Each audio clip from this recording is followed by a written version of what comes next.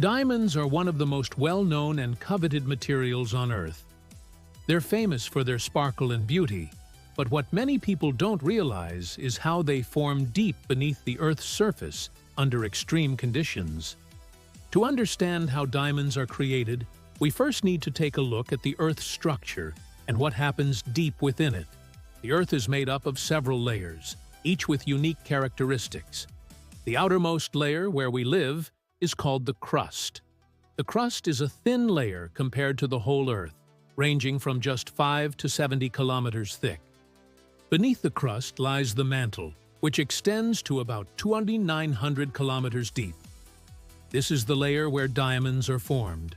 Below the mantle is the core, which is composed mainly of iron and nickel. Diamonds are found in the mantle, which is made of solid rock. But it's not just any rock. This part of the Earth is under tremendous heat and pressure. It's here, about 150 to 200 kilometers beneath the surface, that diamonds begin to form.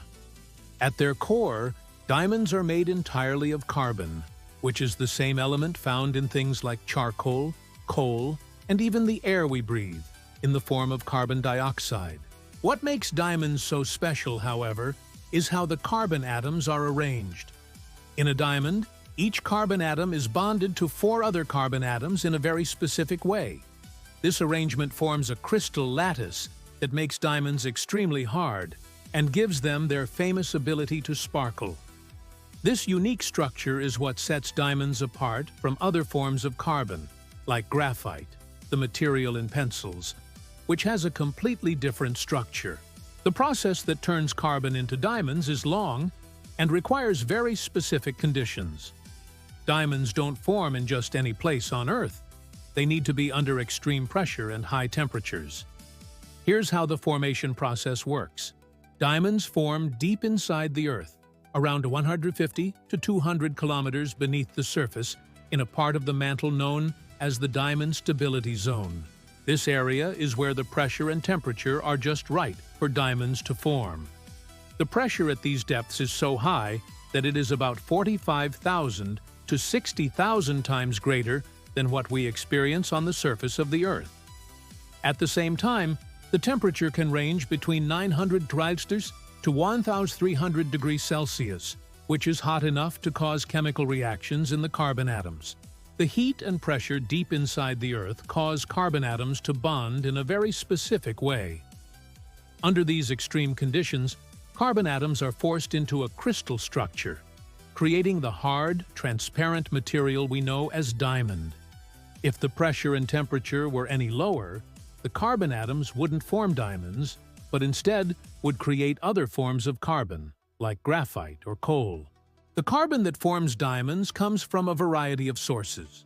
It may come from ancient organic materials trapped deep within the Earth, or from carbon dioxide, a gas found in the mantle. Over time, this carbon undergoes chemical reactions that cause it to crystallize into diamonds. After diamonds form in the mantle, they need to make their way to the Earth's surface. This happens through volcanic eruptions. When a volcanic eruption is particularly powerful, it can bring material from deep within the Earth to the surface. Sometimes, the eruption brings rocks that contain diamonds. These rocks, called kimberlite, are transported up to the surface in a kimberlite pipe. The diamonds within these rocks are then eventually mined or found by geologists. Diamonds require very specific conditions to form, which is why they are found so deep in the Earth. The pressure and temperature near the Earth's surface simply aren't high enough for carbon to crystallize into diamonds. If carbon reaches the surface too quickly, or if it doesn't experience enough pressure, it will not form diamonds. Instead, it will remain in other, less organized forms of carbon, like coal or graphite. For the transformation into diamonds to take place, the carbon needs to be deep enough in the Earth, where the pressure and heat are sufficient. Volcanic eruptions play a key role in bringing diamonds from deep within the Earth to the surface. When volcanic activity happens, it can carry rocks that contain diamonds from the mantle all the way up to the surface. These eruptions can occur in places where the Earth's crust is thinner. allowing material from the mantle to reach the surface. The volcanic rocks that bring diamonds to the surface are called kimberlite pipes. These pipes are narrow, vertical columns of rock that can sometimes reach all the way to the mantle. Once they are exposed at the surface, diamonds can be mined from these kimberlite deposits. Although the most common way diamonds form is deep in the Earth's mantle, they can also form through other processes.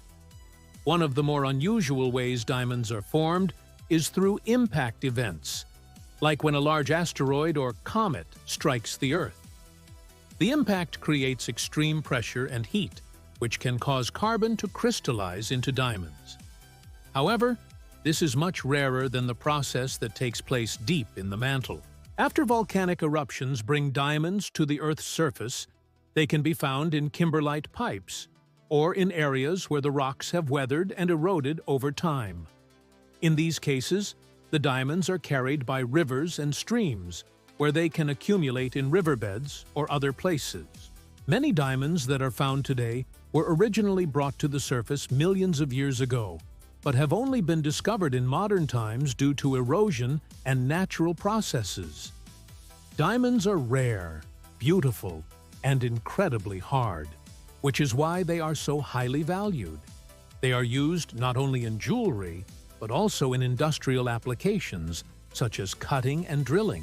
What makes diamonds even more special is that the process of their formation takes millions of years. The extreme conditions under which they form, along with their rarity, make them highly prized. The formation of diamonds is a long and complex process. It begins deep in the Earth, where carbon atoms are exposed to high pressure and temperature, eventually forming the crystal lattice structure that makes diamonds so hard and unique. Over millions of years, volcanic eruptions bring these diamonds to the surface, where they can be found and mined. In conclusion, diamonds are created under conditions of extreme pressure and temperature deep within the Earth's mantle.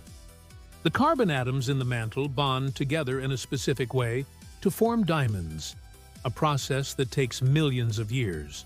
Once they are brought to the surface through volcanic activity, diamonds are found in rocks called kimberlite pipes.